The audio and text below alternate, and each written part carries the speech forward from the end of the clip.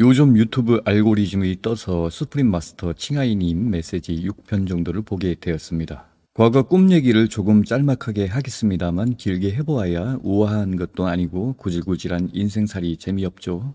과거의 꿈에 칭아이 마스터님이 나타나면 거의 3분의 1은 도망다녔습니다. 현실적인 의식으로 보면 왜 도망다녔을까 의문입니다. 무의식 측면이 거절을 하는군요. 본론으로 들어갑니다. 영상 텍스트를 100% 나레이션 할 수도 있는데 사람들에 따라 받아들이는 사상의 차이로 문제가 발생할 것입니다. 그러므로 일부 정보만 간추려 봅니다. 불국토에 관한 몇 가지 이야기만 합니다. 특히 여기서 이 영상을 보시고 깨달은 자들, 부처에 대해서 편견이나 나쁜 말을 하지 않는 편이 좋습니다. 매우 위험합니다. 저도 이 주제로 이야기하는 말은 매우 위험합니다. 다만 호기심이 강하기 때문에 정보를 다루는 것입니다. 비난 같은 것을 하는 것은 부처들 세상의 눈들이 아무 재질을 하지 않지만 개인들이 내면에 있는 눈은 용서하지 않는답니다. 카르마 법칙에 따라 지옥에 떨어질 수도 있으니 정보를 판단 없이 접근하기를 바랍니다. 믿지 않아도 되지만 부정적으로 편견하는 것은 위험합니다. 왜냐하면 에너지 법칙으로 말해보면 여러분이 작은 곤충을 살생했다면 작은 카르마가 생성되지만 의식이 크기에 따라 동물을 잡았다면 카르마 해소할 때 생명을 잃는 것처럼 매우 위험합니다. 또 다른 공격성 살염체를 날릴 때 그 대상 의식이 얼마나 큰가에 따라 튕겨서 반사될 때 에너지가 10만 배, 100만 배, 억만 배 상상할 수 없는 에너지로 자신이 만든 에너지로 고통당하기까지 합니다. 물론 이런 마야 법칙이 부처들이 만든 게 아닙니다. 마야가 만든 작품이기 때문에 어쩔 수 없는 것입니다. 지옥은 상위 법칙에 따라 마야와 중생이 만든 것이라서 어떤 유일신이나 이런 존재가 창조한 게 아닙니다. 그래서 부처들이 중생을 구원하려고 합니다. 태고의 불보살들이 광물의식을 깨우려고 화신하였답니다. 그러나 너무 중생과 오래 있다 보니 고향으로 돌아가는 길을 잃어버리고 중생이 됩니다. 사람들이 거부감을 나타낼 수도 있기 때문에 깨달은 부처님의 이름을 빼겠습니다. 제목은 자격 있는 사람들을 위해 새로 창조하신 영적 세계. 이 영상을 보았습니다. 불국토를 창조하셨다고 합니다. 이유는 다른 스승들, 즉 부처님들이 제자들을 구원하길 원하지 않는다고 합니다. 이유는 그 정도 힘이 없기 때문이랍니다. 사실 다른 스승들이 최악의 사람들을 구하고자 했더라도 그들과 인연이 없거나 그들을 구할 충분한 힘이 없었다면 구할 수 없답니다.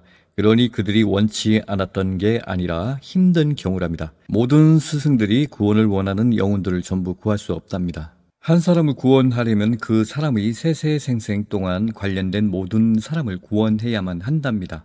즉 생각해보면 우리가 현재 이 지구에 있지만 여러분이 영으로부터 분화된 많은 자아의 측면들이 다우주 다차원에 존재하기 때문이고 또한 수조년이라는 세세생생 동안 전생체가 있고 또 그들의 가족 인연이 있기 때문에 그 한 사람을 구원하려면 어마어마한 인구를 구원해야 합니다. 그리고 그 수가 한 사람만 아니라 100만 명이든 엄청난 인구의 세세생 동안 모든 인연을 구원해야만 합니다. 그렇기 때문에 능력이 한계가 있다고 합니다. 그래서 수프림 마스터께서 제자들을 위해서 새로운 불국토를 창조하셨다고 합니다. 5세계보다 아주 특별한 곳이라고 합니다. 자격 있는 사람만 갈 수 있다고 합니다. 스승에 대한 믿음이 있는 사람만 갈 수 있답니다. 그리고 훌륭한 제자들만 갈 수 있다고 합니다. 그리고 최악의 제자들도 갈 수 있다고 하는데 몇 가지 환생이나 시간이 걸린답니다. 깨달음 디자이너가 논리적으로 생각해보면 이 부분은 여러분이 이해할 수 있다면 여러분 신체 60쪽의 세포 그리고 몸의 주인 정신으로 이루어진 것처럼 똑같다고 할 수 있습니다. 그리고 혼의 관점에서 집단적 세포장의식과 혼의식이 또 있습니다. 주파수가 다르면 안 됩니다.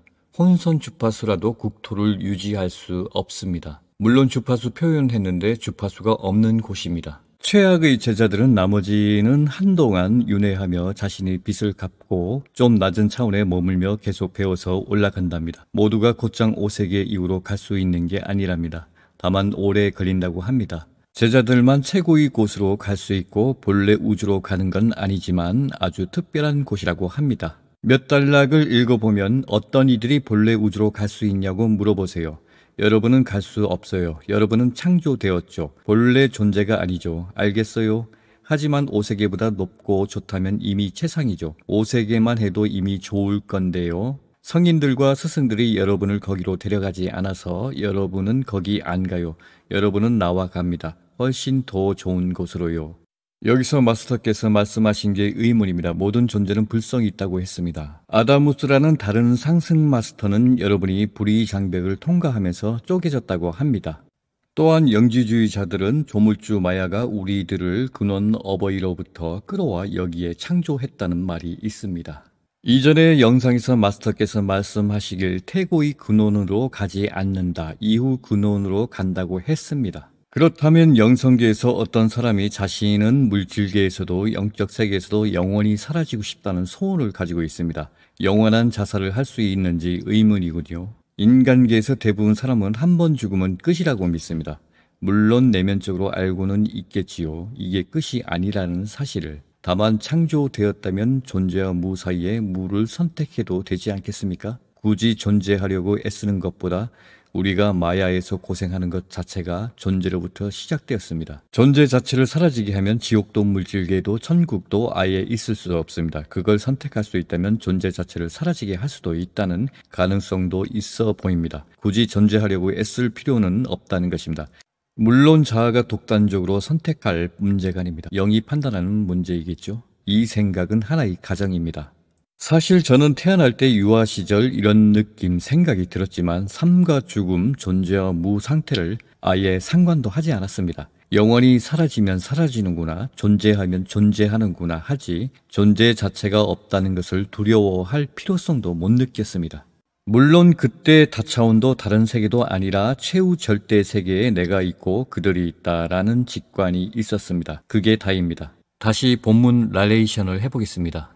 스승님께서는 최악의 경우도 구하셨다고 하셨는데요. 외부인들, 비입문자들은 그 방법을 알고 싶을 것 같은데요. 그들도 그 특별한 곳에 갈 수 있는지요? 또 어떻게 하면 되는지요? 그들이 스승을 믿는지 여부에 달렸어요. 스승에게 입문하지 않더라도 스승을 믿고 스승을 기억하거나 스승을 한번 만났는데 스승에 대해 안 좋은 생각을 않는다면요? 스승을 비방하지 않고 아니면 스승에 대한 믿음이 없어도 스승을 한번 만나고 스승에 대해 어떤 부정적인 생각이나 행동을 하지 않았고 스승을 반대하는 생각이나 말을 하지 않았다면 그들도 높은 세계로 간 뒤 천천히 올라가서 결국 그곳에 갈 수 있죠. 하지만 오래 걸리죠. 그렇더라도 그들은 더 이상 지옥이나 낮은 차원에 가지 않아요. 내가 장담합니다. 자격 있는 제자들을 위해 특별히 창조한 그 세계로 가는데 그저 오래 걸릴 뿐이죠. 자격이 있다는 것이 사회적 지위가 높거나 똑똑하거나 항상 단체 명상에서 거물처럼 말하는 걸 의미하는 건 아니에요. 덕행을 많이 하는 것처럼 보이는 것도 아니에요.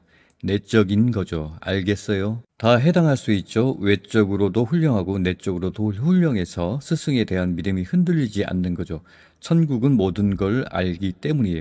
외적으로 보여지는 행동이란 연기가 아니라 내적인 것이죠. 계속 믿음을 가지고 진심으로 조건 없이 타인에게 봉사하세요. 마음을 순수하게 지키고 명상을 잘 하세요.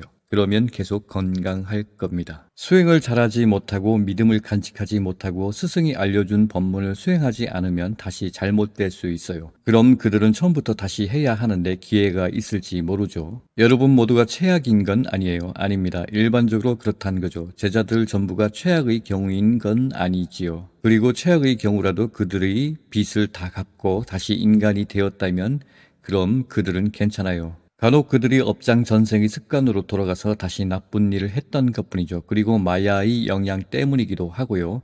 스승에 대한 믿음을 간직하지 못하고 스승을 믿지 않거나 아니면 그저 우연히 그렇게 되고 혹은 주변 사람들이 영향을 받거나 해서 그렇게 되는 거죠. 많은 제자들이 훌륭해요.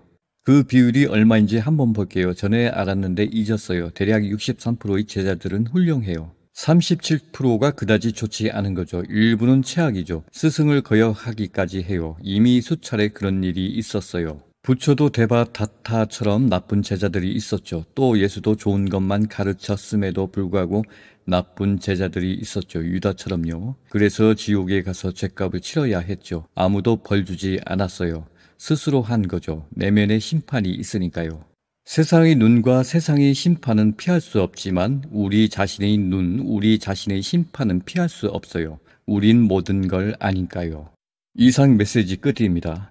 참고로 불국토에 대해서 충격적인 내용은 근본 우주에서 내려온 존재가 있는가 하면 창조된 존재도 있다는 것이 매우 이례적이고 독특한 창조가 아닌가 봅니다. 사실 부처들은 깨달음을 얻고 나서 세상 사람들이 다 가짜로 보인답니다. 그래서 빨리 열반에 들어 떠나려 한답니다. 제가 생각하는 것은 우리 근원의식 본래 면목이 꿈속에서 또 꿈속에 무한히 깊이 빠지면서 자신이 근원을 잃어버린 것처럼 환상 속의 초점에 빠져서 고통을 당한다는 점이라고 봅니다.